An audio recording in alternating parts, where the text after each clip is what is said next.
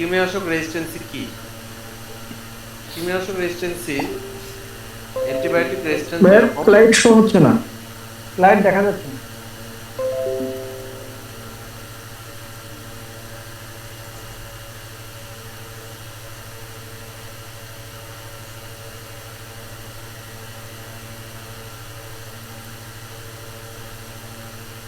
জি, কৃমিনাশক দেখা যাচ্ছে। রেজিস্ট্যান্সি হচ্ছে অ্যান্টিবায়োটিক রেজিস্ট্যান্সি যেরকম, কৃমিনাশক রেজিস্ট্যান্সি এখন হচ্ছে একটা ভাবনার বিষয়।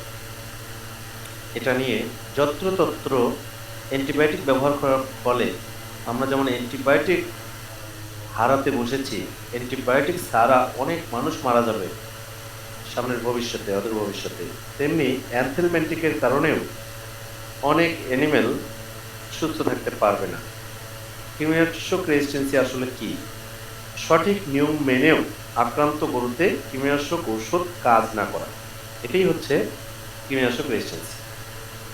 যে আমরা সঠিকভাবে নিয়ম মেনে কৃমিনাশক খাওয়াচ্ছি কিন্তু ভবিষ্যতে আর কাজ করছে না, কাজ করবে না, এটাই রেজিস্ট্যান্স। কৃমিনাশক রেজিস্ট্যান্স কেন হয়? সঠিক মাত্রায় প্রয়োগ না করা। বডি ওয়েট অনুযায়ী প্রত্যেকটা কৃমিনাশকের ভিতরে লিফলেট দেওয়া আছে, কতটুকু বডি ওয়েট অনুযায়ী আমরা কীটনাশক খাওয়াতে পারবো লেখা আছে। আমরা আন্দাজ মতো একটা দিয়ে দিলাম, তার বডি ওয়েট অনুযায়ী যা হয় তার থেকে কম হয়ে গেল, এটাও রেজিস্ট্যান্সি একটা কারণ। একই কীটনাশক বারবার প্রয়োগ করা। দেখেন আমরা কিন্তু একটা শিডিউল দিয়েছি, শিডিউলের মধ্যে কিন্তু একই কীটনাশক বারবার প্রয়োগ করছি। একই কীটনাশক বারবার প্রয়োগ করাও কিন্তু কীটনাশক রেজিস্ট্যান্সির একটা কারণ। এখন কীটনাশক রেজিস্ট্যান্সির কারণ আবার সেই জিনিসটা বলছিও,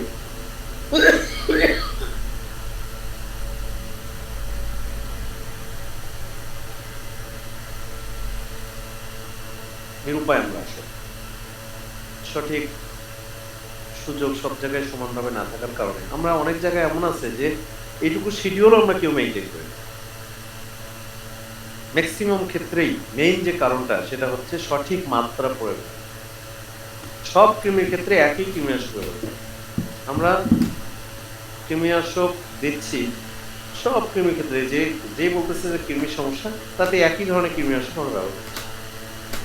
ভ্যারাইটিস অফ কৃমিনাশক আছে, সেটা আমরা ব্যবহার করছি না, এটাও একটা কৃমিনাশক রেজিস্ট্যান্সির কারণ। অনিয়মিত প্রয়োগ, দেখতেছি যে প্রতি 3 মাস পর একটা দেওয়া দরকার, সেটা আমার একটু কাজের চাপ পড়ে গেল, গরুটা প্রেগনেন্ট আছে এই মনে করে আমরা অনিয়মিতভাবে কীটনাশক প্রয়োগ করছি। পরীক্ষা ছাড়াই কীটনাশক প্রয়োগ, আমরা জানিই না যে আসলে আমাদের গরুগুলোতে কি কি কৃমি আধিপত্য আছে। এটা যে পরীক্ষা নিরীক্ষা করা দরকার, স্টুল টেস্ট করা দরকার, ডিসিজ টেস্ট করা দরকার, সেটা আমরা করি না। খামারে অবস্থিত সকল প্রাণীকে একযোগে প্রয়োগ করা।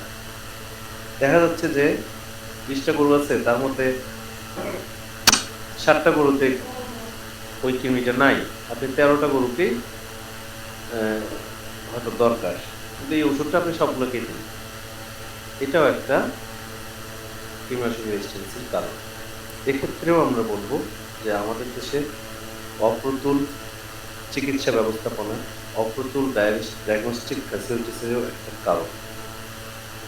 সর্বোপরি খামারি উদাসীনতা ও অসচেতনতা, এটা কৃমিনাশক রেজিস্ট্যান্সির প্রধানতম কারণ।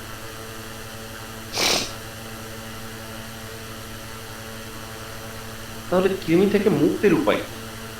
কীটনাশক রেজিস্ট্যান্সও হবে, আপনি বলছেন যে মাসে মাসে আবার একইভাবে ঔষধ প্রয়োগ করা যাবে না, নানান প্যাচে ফেলাই দিলেন।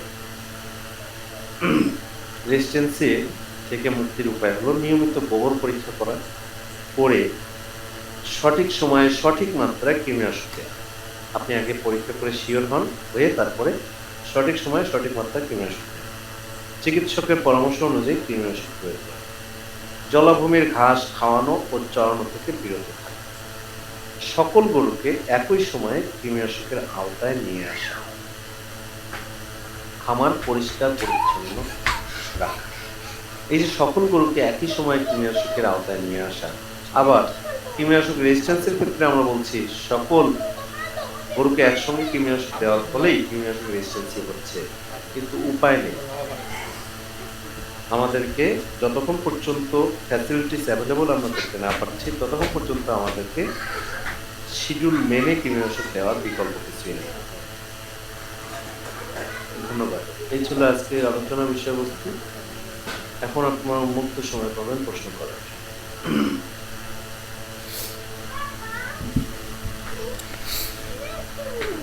সালাম আলাইকুম স্যার। ওয়ালাইকুম আসসালাম। তো যে 12 মাসের যে শিডিউলটা দেখালেন, এরপরে